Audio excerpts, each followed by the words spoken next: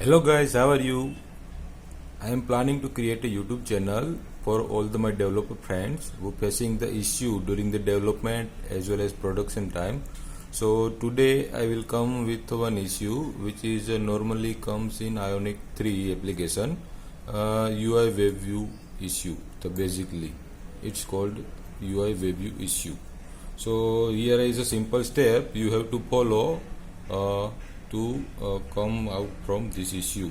So basically this issue you have to face during upload application on App Store.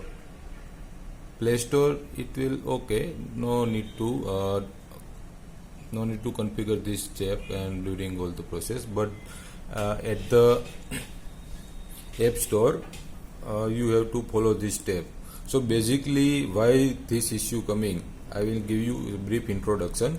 Normally if you use social login like login with Facebook or Google or any other social login, that time you will face this issue because Facebook use the UIwebView and which not allow Apple Store to any application use this. So basically there are 5 steps you have to follow.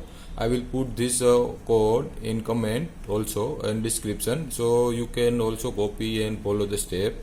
I have tried this step in my one-up application and it will live, so it is a real solution.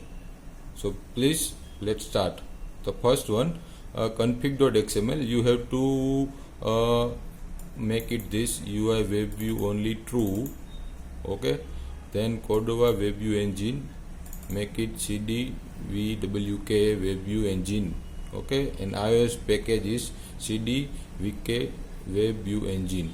Okay, so you have to add this, or if you have already there, you have to change like this in config.xml file. Okay, the next step is you have to remove this Facebook plugin, because of this Facebook plugin normally this issue comes. So you have to remove this Facebook plugin and again install Facebook plugin with latest version, with the use of latest. Okay,